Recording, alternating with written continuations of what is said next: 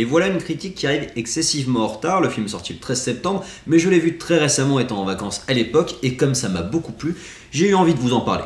Car oui, aujourd'hui nous parlons de Barry Seal, American Traffic en 180 secondes.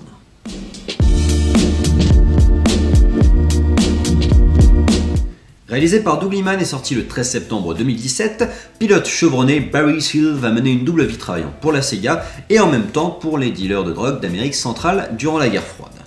Alors ça fait plaisir de revoir Tom Cruise dans un film un petit peu plus indépendant, je mets des guillemets parce que je pense qu'il y a quand même un peu de fric derrière, avec un vrai rôle à défendre et plus dans les films d'action où il nous présente plus sa manière de cabotiner utilement parce qu'il est très bon là-dedans, mais ça nous rappelle la jeunesse de cet acteur qui a fait un nombre de films et un nombre de mises en danger conséquentes et ça fait plaisir de le revoir dans ses amours de jeunesse.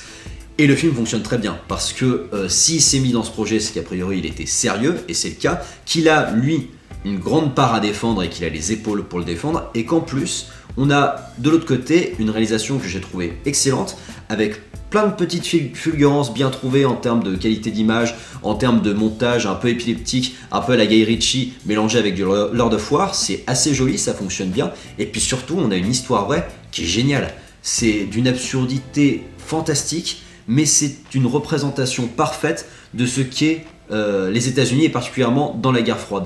L'absurdité de on est tous des connards pour le fric. Et ça fonctionne très très bien parce que c'est l'une des grandes forces du film, c'est-à-dire que je trouve personnellement qu'on n'a pas de héros dans ce film. Tout le monde se comporte mal, que ce soit Barry Seal ou l'antagoniste présumé, c'est que tout le monde fait les mauvais choix, tout le monde ne réagit que vis-à-vis de l'argent, et finalement c'est l'une des meilleures définitions du capitalisme américain, particulièrement à cette époque, mais bon, c'est encore le cas aujourd'hui, mais à cette époque c'était encore plus facile à montrer. Je vous faisais le rapprochement avec Lord of War, je trouve que ce film est assez intéressant dans le sens où c'est un Lord of War complètement absurde, complètement pété. Lord of War était déjà un peu absurde parce que cette idée de vendre des armes comme ça, c'est la réalité, mais la réalité est absolument absurde. Et ben là, c'est un petit peu pareil parce que on a un mec qui, tout au long du film, va récolter une quantité d'argent phénoménale sans jamais pouvoir l'utiliser, mais bon, l'intérêt c'est de récolter de l'argent, c'est pas forcément l'utiliser, c'est pas l'intérêt qu'est l'argent après. L'histoire vraie est donc forte, elle est drôle et elle est dramatique. Le film prend le parti pris d'être plus drôle que dramatique pour éviter le côté d'être donneur de leçons, mais a un vrai sens derrière, un vrai fond.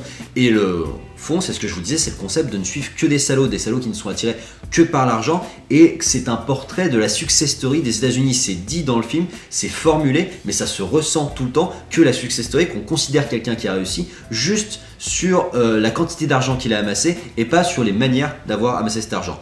L'humour est jamais recherché mais découle toujours de situation, c'est un humour de situation et de décalage fait avec la réalité et fait avec le fait que ce mec est prêt à prendre tous les dangers du monde possibles et imaginables juste pour pouvoir gagner un peu de thunes, et que par-dessus ça, les États-Unis font encore pire que lui, ils sont encore plus absurdes que lui, ils l'utilisent encore plus. Donc je trouve que c'est globalement un excellent moment et cette brève historique est brillamment mise en image et en jeu. Et top.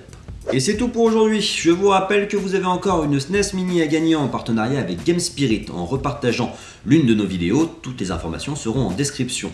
Quant à moi, je vous donne rendez-vous très bientôt au cours du mois d'octobre pour une web série que j'ai eu l'honneur de réaliser qui s'appelle Les Plaidoyers de l'absurde. Restez connectés. Puis en attendant, je vous invite à liker, commenter, vous abonner. Je vous donne rendez-vous sur la chaîne YouTube de Popcast pour d'autres critiques ciné en 180 secondes.